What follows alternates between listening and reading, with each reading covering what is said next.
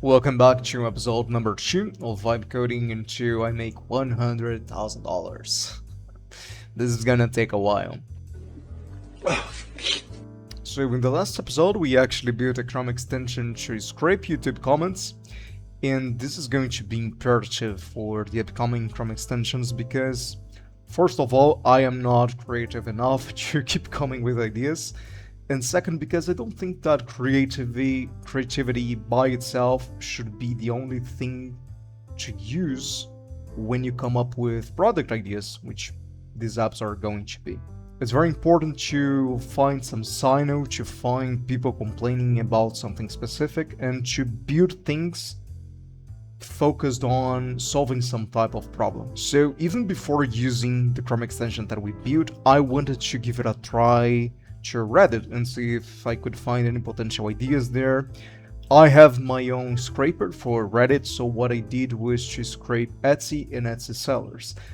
I chose Etsy in particular because I'm very fond of e-com in general when you're building apps and stuff like that, because people in e-commerce, they are usually used to be investing money, so they are more prone to pay as long as they trust you, and of course the product is something they truly need.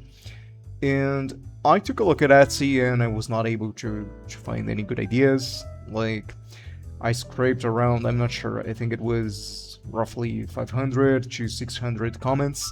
There are some valid pain points there, but I am not familiar enough with Etsy to actually develop a solution for that.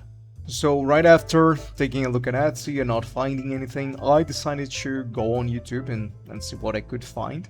So I started searching for Shopify, Squarespace, all e-com related niches. And that's where actually my idea came from, because it was not from e-commerce in particular, but it was from the need of filtering YouTube videos. So I wanted to filter YouTube videos based on view range, length, and other things like that, and I decided to build a Chrome extension for this. So let's get into it. So the very first thing that I needed to find out here was how exactly were the videos being fetched. I was not sure whether it was JSON, XML, maybe HTML blocks being rendered. So one of the things that I did was to open the network tab and search for one of the channels name. And to my surprise, I actually came across a JSON response, which had everything that I needed. It had the views count, the length, the name of the channel, title, everything. So now that I knew that I was working with a JSON object, I needed to find a way to actually fetch it. And I took a look at the headers tab to see what was going on. And in this particular case, I used when to create a function to fetch it on demand.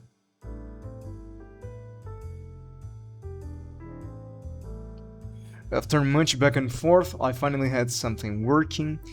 As you can see, I was able to detect the videos that were fetched, and I was able to fetch all the data that I needed. I was able to fetch the views, how long each video was, and everything. But I still had a problem that unfortunately I did not know until later on. No question about it, I am ready to get hurt again.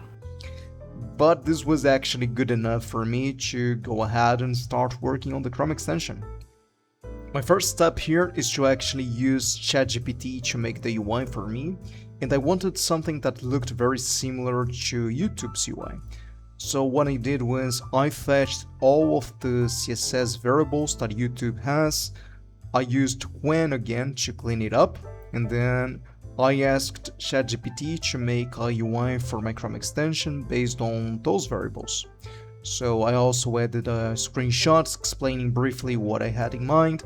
I added a few other instructions, and of course I asked it to use exclusively the colors, sizes, and paddings that were in the YouTube variables.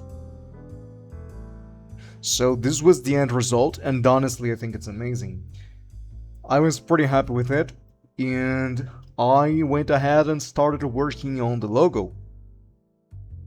So for the logo, I just wanted to have some type of filter icon, just like the one that I attached, and that's what ChatGPT did, and I think it's pretty good as well. I just wanted to remove that white space that was around it and make sure it was transparent. But this was a very simple process, and yeah, that was good enough for me. Once that was done, it was time to build the HTML and CSS for the UI. I always use Claude for this. I just attached the image. I also attached the YouTube variables from the CSS, and I also added a few other instructions, and this was the end result.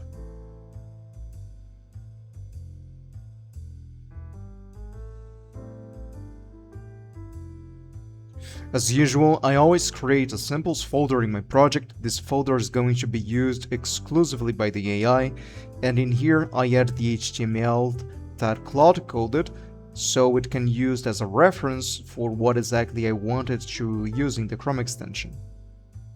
I also added a few other instructions here, and since it's a pretty simple project, we will not use sidebar or pop-up or anything like that. There's no need to use something like React, for example. So it was finally time to test it, and I thought it was actually working, because when I tried on the console it was working well enough. There were still some things that I wanted to adjust in terms of the design, but I wanted to check the functionality first, and I realized it was not working, which led me to quite a few hours of debugging to understand what was going on. And what I found out was essentially this. So this is how it works. YouTube loads an object on page load, which is the YouTube initial data. Inside this object there are two things. There is the YouTube videos that you see on the page, and there's a token used to fetch the next videos. Once you scroll all the way down, it uses the token to fetch more videos, and this is where I was going wrong, because I was fetching the videos only with the token, and basically I was only fetching videos getting data from videos that were not visible yet. That's what I found out after debugging. So after that, everything was working fine. For example, let's do this search here. Videos between 10 minutes and 15 minutes with at least 10,000 views,